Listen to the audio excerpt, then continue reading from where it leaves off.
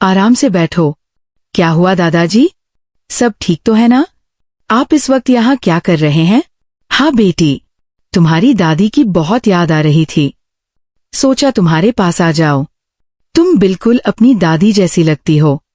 वही आंखें, वही बाल, बिल्कुल वैसा ही चेहरा। दादाजी, आप ये कैसी बातें कर रहे हैं? तुम सब समझती हो ना मैं क्या कह रहा हूँ। अब तुम बच्ची नहीं रही। दादाजी, आप ये क्या कह रहे हैं? दादाजी, आप मुझसे क्या चाहते हैं? ऐसी बातें क्यों कर रहे हैं? कुछ नहीं बेटी, मैं बहुत दिनों से अकेला हूँ। तुम्हारी दादी को गए हुए भी कई साल हो गए। मेरे भी तो कुछ ख्वाहिशें, कुछ जज्बात होते हैं ना। मैं बस इतना चाहता हूँ कि क्या एक रात के लिए तुम मेरी दादी बन सकती हो? मुझे कोई तकलीफ नहीं होगी। क्या तुम मुझे खुश कर पाओगी? मेरी प्यास बुझा पाओगी? चलो, ये भी तुम्हारी गलतफहमी दूर कर देता हूँ। आज की रात तुम कभी नहीं भूल पाओगी। सुमन नाम की एक 22 साल की लड़की अपने माता पिता के साथ शहर में रहती थी, लेकिन उसका असली घर उसका आई गांव था, रामपुर। वहां अब सिर्फ उसके दादा रामलाल अकेले रहते थे। सुमन की दादी कुछ साल पहले इस दुनिया से चली गई थी। उसके बाद रामलाल उस पुरानी हवेली में पूरी तरह अकेले रह गए थे। सुमन बेहद खूबसूरत थी। उसकी आंखें रात के तारों की तरह चमकदार और गहरी स्याह थीं। जब उसके लंबे, घने बाल हवा में लहराते तो राहगीरों की नजरें वहीं अटक जाती। उसका रंग दूध सा गोरा, त्वचा इतनी मुलायम कि छूने से ही पता चल जाता। वह शहर में कॉलेज की पढ़ाई कर रही थी, लेकिन इन दिनों छुट्टियां मनाने और दादा की देखभाल करने रामपुर आई हुई थी। गांव की खुली हवा, हरे भरे खेत और सुकून भरी जिंदगी का भी मजा लेना चाहती थी। यह कहानी सुमन और उसके दादा रामलाल की है। शायद सुनकर आपके रोंगटे खड़े हो जाए।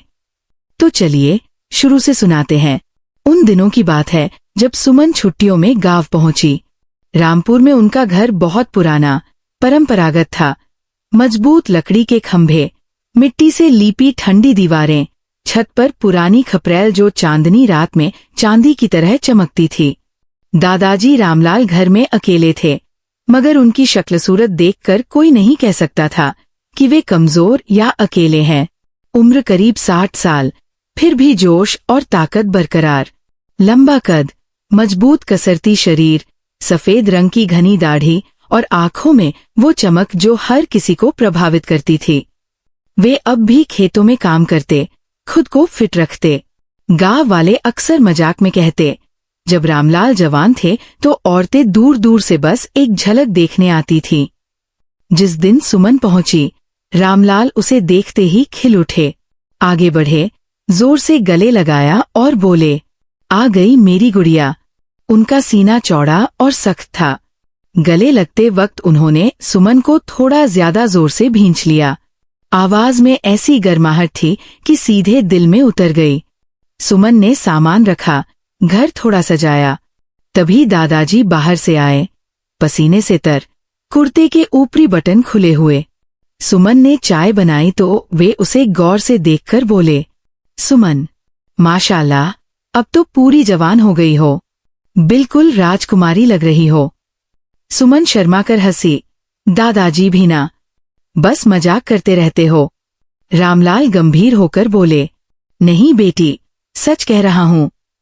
अब तो तुम्हारे लिए कोई अच्छा, मजबूत लड़का ढूंढना पड़ेगा। सुमन ने मन ही मन सोचा, हाँ जी, बिल्कुल आपके जैसे मजबूत, और हंसते हुए भाग गई।